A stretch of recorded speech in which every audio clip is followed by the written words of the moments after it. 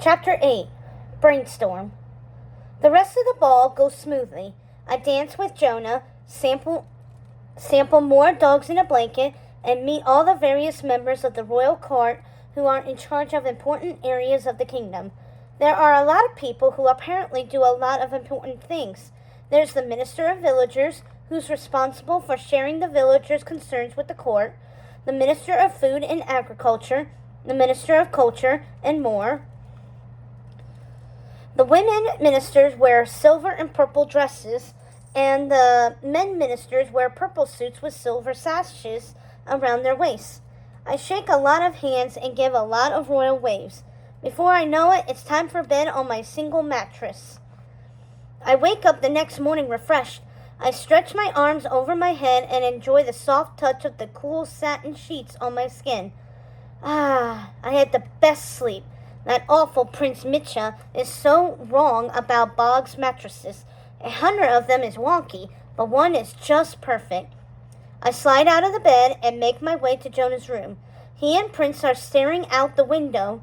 Prince is doing his weird low growl, his ears flattened against his head. Gruff! Prince barks and then lets out a whimper whine and puts his head down. A second later, he looks out the window again and growls. What's bothering Prince? I ask. The alligators, Jonah says. We saw them. They just climbed onto the bank and ran after an old man. It was crazy. Yikes, I say. Is the man okay? Yeah, Jonah said, but it was close. They need a better wall, I say, peering out the window. If the alligators are getting out, it's one thing to respect the swamp creatures, but it's another to let them attack innocent people. They really do, Jonah smiles. What do you have planned for today, Princess? Want to explore the castle after breakfast? Absolutely, I say. We have fresh orange juice and French toast in the dining room, and then we make our way down a hallway we haven't seen yet. The floor is marble, and watercolor paintings cover the walls. I feel a little like we're in a museum. We pass a room on our right, and I spot Royal Advisor Lawrence bent over papers at a wooden desk, deep in concentration. Aha! We found his wing. Hi, Lawrence, I say. He looks up. Princess Abby, I hope everything is to your satisfaction. Everything is great, I say. Nothing needs adjusting, he asks. Well, when I was looking out the window before, I noticed that some of the alligators can get over the moat wall. Maybe we can build that a little higher so the villagers don't get hurt. Jonah said he saw a man almost get attacked earlier. Lawrence smiles and walks over to me. He pats me on the head. Oh, my dear princess, he says, you're so kind to worry about the villagers. But I meant, does anything in your room need adjusting? Like the temperature? Oh, the temperature is fine. And I'm more worried about the villagers. Isn't that part of being a princess of Bog? Aren't you just the sweetest, Lawrence says, putting on his glasses. Don't you worry your pretty little head about such matters. My friend, but a higher wall would, dear, Lawrence interrupts.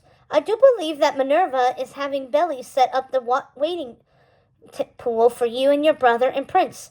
Why not change into your swimsuits and take a nice swim? Wouldn't you like to take a nice swim? Lawrence sits back down and focuses on the paperwork in front of him again. That man is clearly not interested in my opinions on Bog. Come on, Abby, let's swim, Jonah says, pulling my arm. As long as it's not in the moat, I grumble. Prince started wagging his tail at the word swim. Lucky, he's already dressed for the water. When we step out of Lawrence's study, Belly is waiting for us and escorts us back to our rooms to change. I find 12 bathing suits on my bed to choose from. One in every color, some stripes, some flowery, some with ruffles. I choose a blue tankini with a matching ruffled skirt. Jonah comes into my room wearing red swim trunks with little palm trees on them. Can I help you with anything before I escort you all to the pool? Belly asks. All good, I say. Once we get outside, I realize it's not quite as humid today, but then I see 4 maids, 2 on each side of the patio area, fanning enormous palm fronds at the 2 lounge chairs by the pool. Their arms must totally ache. Belly, I say, since we're going swimming, Those girls don't need to fan us. Belly motions to the maids, and they put their arms down. They look relieved. I sit down on the padded lounge chair under a pink and purple umbrella. There's a basket of stuff on a little table. Sunblock, which I slather on, flip-flops in our sizes, sunglasses, and 2 floppy sun hats. Jonah stretches out on the chair beside mine and puts on the sunblock, then chooses the aviator-style sunglasses and the big green hat.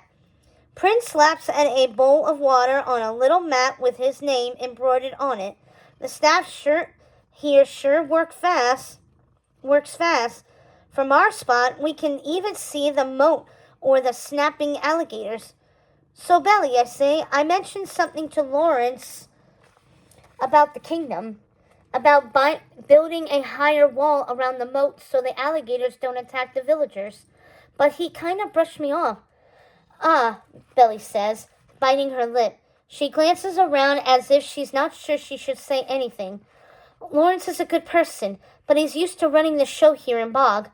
Doesn't he want a break? Jonah asks. Belly peers in the window where we can see Lawrence's head bent over his papers. I don't think he does, Belly says. The king was sick for a long time and was basically a figurehead, so... What's a figurehead? Jonah asks. Like the bobbleheads I have at home? Well, I'm not sure what a bobblehead is, Belly says. But a figurehead is a person who appears to be the leader but doesn't really lead. Jonah scrunches up his forehead. Why wouldn't a leader want to lead? It's in the name. Belly laughs. Yes, but sometimes the leader is too old or sick, or sometimes they're just not that smart. So there's someone else behind the scenes making the decisions. So the king was just a figurehead, I say, and Lawrence was the one really doing the leading. Right, Belly says. Then why bother finding a new princess at all? Jonas asks. Why doesn't he just lead the kingdom himself? I remember what Minerva said last night. He's afraid that if we don't find a real royal to at least look like an official leader, Prince Mitcha Bug might take us over. Right, Belly says. So he's basically looking for another figurehead, I say, which he thinks is me. Exactly, Belly says. He just wants it to look like you're running Bog. If you leave, he'll find another figurehead princess. But that's unfair to the girl who's meant to be a real princess of Bog. He just wants a faux ruler who takes naps and gets her hair done and swims and parades around in her extremely pretty dress collection. But Bog needs a real ruler. A true princess. But the real princess, the one from the story, is nowhere to be found. So how am I going to find a princess to lead Bog? I rest my royal head against the pillow of my lounge chair and think. Even though, according to Lawrence, I shouldn't do such a tiring thing.